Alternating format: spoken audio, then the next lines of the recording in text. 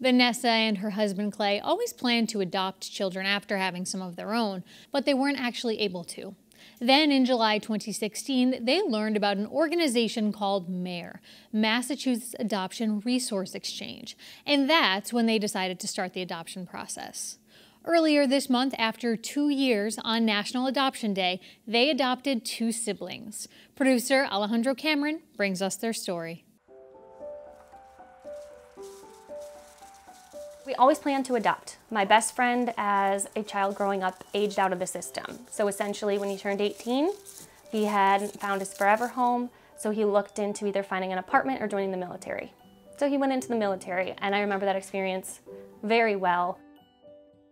Having somebody never find their forever home and having children here in need made me always want to adopt. We did try to start our own family, and our game plan was to have a couple of our own and then adopt a couple, but it just didn't pan out that way. We got married in 2015. We've known each other forever. I think we met in like 2006, so right out of college. We ended up suffering 2 miscarriages, so we started to think more and more about adoption at that point. But the turning point to make it happen now was my husband got diagnosed with a macroprolactinoma, which is a brain tumor located right about here. In 2009.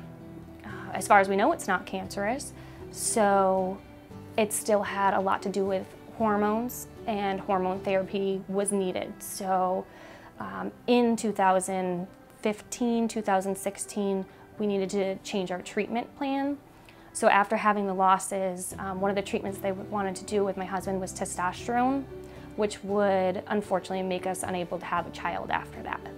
So when it came down to my husband's health or being able to have something that's blood related to us, hands down, we were like, nope, start the treatment. Once Vanessa and her husband Clay decided to take the adoption route, they called a 1-800 number to get in contact with a local adoption agency called M.A.R.E, Massachusetts Adoption Recourse Exchange, to begin a 14-week class to learn about the process, the children that are in need of adoption, and about themselves as a couple. The couple said they went into the class thinking one thing, but left with a completely different outlook. Why them is like the mystery part. The way that the process works is you do a discovery meeting on a child that you're paired up with based off of a home study. So they have a scientific way of finding a good match for you. We got matched with a pair of girls that we were learning about, and as we were learning about, ding, an email came through about some boys, and we stopped the meeting. We said, let's just look at all of our options before we decide to move forward with anything. And just something about the boys. We saw their need, and it was an immediate need. Most children have a foster home in place, and you can meet them over 3 to 6 months, get to know each other before they initially move in. Our boys needed a new home within 2 weeks. So it sped up the process, but we felt the need, and then once meeting them, it was perfect from there, to be honest. It was natural. If you see them now, you wouldn't even notice anything. It's very natural.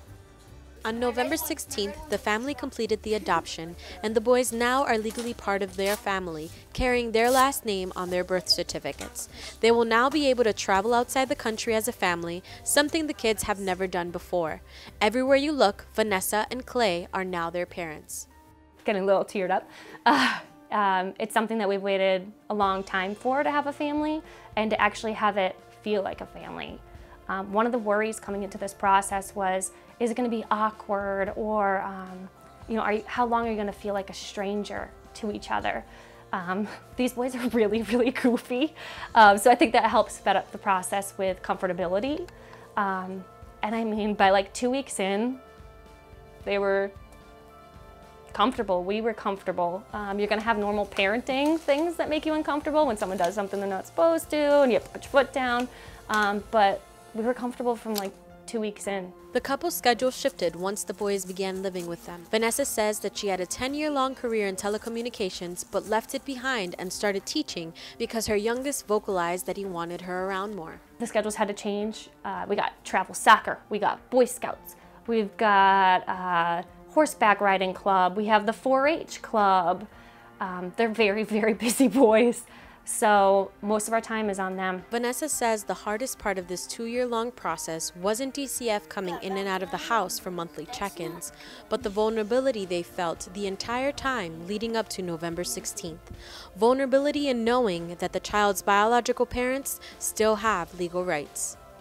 We were lucky enough before this adoption to take place, the parents relinquished their rights willingly to us. But that did not happen till the end of this summer. Massachusetts really likes to keep biological families together. That is always their goal, to place them back with them. And we know that. They're very open and honest with us about that.